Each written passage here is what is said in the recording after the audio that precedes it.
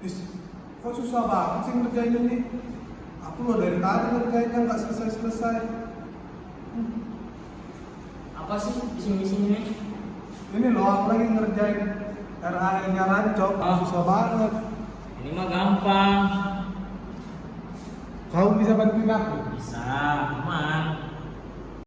Assalamualaikum warahmatullahi wabarakatuh. Halo guys, kami dari kelompok 6 yang beranggotakan 4 orang. Sebelumnya izinkan kami memperkenalkan diri. Ada rekan saya, Francisco Samara Sudiar. saya Nurul Fitri, saya Yandra Pratiwi Nitoma, dan rekan saya Muhammad Rio Fajar Septiawan. Nah, gini nih Frans, kami tunjukin caranya. Cara apa lihat? cara mengolah data rancangan acak lengkap faktorial. Jadi teman-teman, di sini kami menampilkan rancangan acak lengkap faktorial, di mana kami akan mengelola datanya dengan uji ANOVA, uji lanjut, dan histogram. Di sini ada data mentahnya teman-teman, dapat kita lihat bersama. Nah, untuk ke Minitab kita harus mengelola data terlebih dahulu agar lebih mudah. Jadi kita masuk ke Excel untuk mengelola datanya. Ini kami telah tampilkan data yang telah diolah, tampilannya seperti ini. Setelah datanya diolah, kita dapat membloknya semua. Kita blok semua teman-teman, sampai semua datanya terblok. Nah, lalu kita copy, kita pencet Ctrl C, lalu kita pindah ke Minitab. Nah, ketika di Minitab ini kita ambil kolom paling kiri, paling atas, lalu kita salin atau Ctrl V.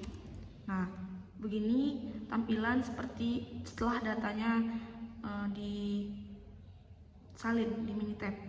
Nah, catatan, jika teman-teman mendapati ada min T di hasil yang ingin kita cari, atau seperti contoh soal kami yaitu panjang tunas, kita dapat membloknya. Kita klik kursor kanan, lalu kita pergi ke format kolom, kita pencet automatic numeric, lalu kita okekan. Nah, catatan selanjutnya yaitu ketika data teman-teman berada di posisi kiri, maka data tersebut belum bisa diuji lanjut ANOVA. Jadi, data yang bisa diolah yaitu data yang berada di posisi sebelah kanan, seperti ini. Nah, ini tampilan yang sudah benar. Lalu kita lanjutkan saja, kita klik start, kita pergi ke ANOVA, lalu ke General Linear Model, lalu kita klik Fit General Linear Model. Nah, tampilannya keluar seperti ini teman-teman. Ketika ada respons dan faktor dan kovarietas. Respon ini merupakan hasil dari penelitian, apa yang kita ingin tahu. Nah, dari soal tadi itu kita mendapati bahwasanya responsesnya itu panjang tunas. Jadi kita klik panjang tunas, kita pencet select.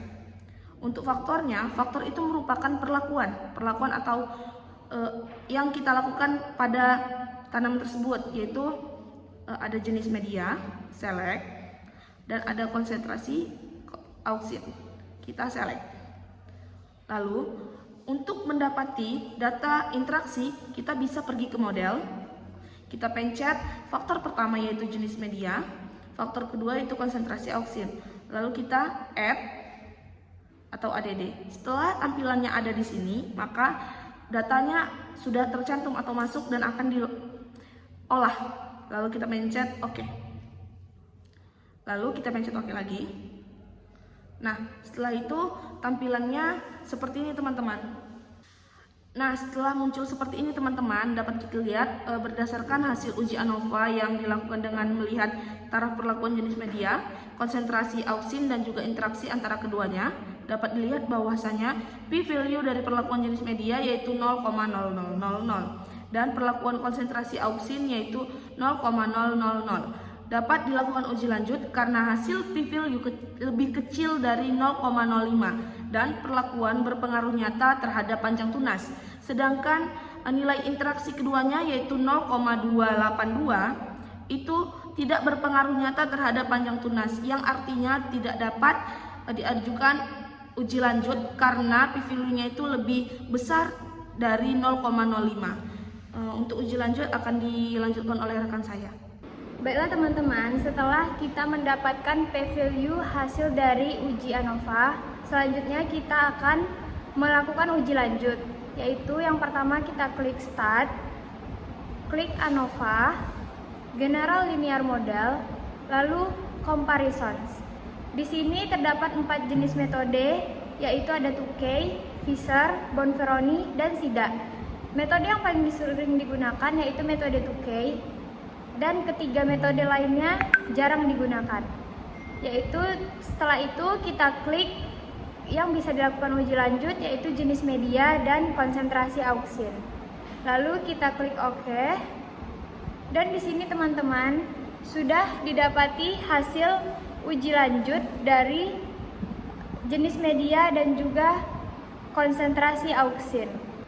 Berdasarkan hasil uji lanjut dengan tingkat kepercayaan 95% secara tunggal, dengan menggunakan metode Tukey, didapati hasil jenis media taraf perlakuan M2 atau gambut berbeda nyata dengan taraf perlakuan M1 yaitu pasir, dengan rata-rata tertinggi dimiliki oleh perlakuan M2 yaitu gambut 8,30 dan rata-rata terendahnya yaitu M1 pasir 7,26.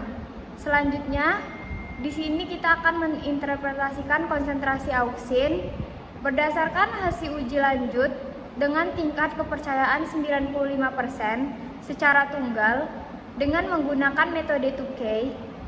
Didapati hasil konsentrasi auksin taraf perlakuan A3 yaitu 200 ppm berbeda nyata dengan perlakuan A2 100 ppm dan juga A1 0 ppm dengan rata-rata tertinggi yaitu dimiliki oleh taraf perlakuan A3 yaitu 9,75. Selanjutnya akan dilanjutkan oleh rekan saya. Baik, selanjutnya kita ke histogram. Setelah ANOVA dan uji lanjut, selanjutnya kita ke histogram.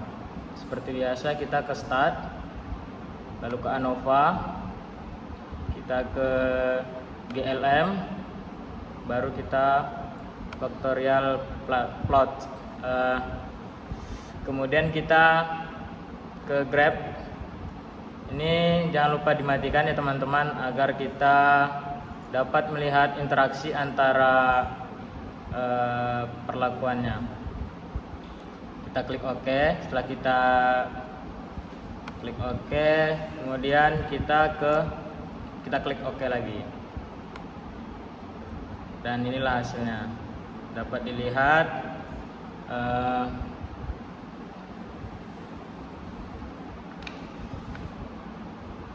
berdasarkan hasil histogram A1 0 ppm, A2 100 ppm, dan A3 200 ppm. Tidak saling bersinggungan antara perlakuan, yang dimana taraf perlakuan dengan 200 ppm dengan rata-rata 10,3 dan nilai terendahnya berada di taraf pasir dengan 0 ppm, rata-ratanya 5,3. Mungkin itu saja yang dapat saya sampaikan.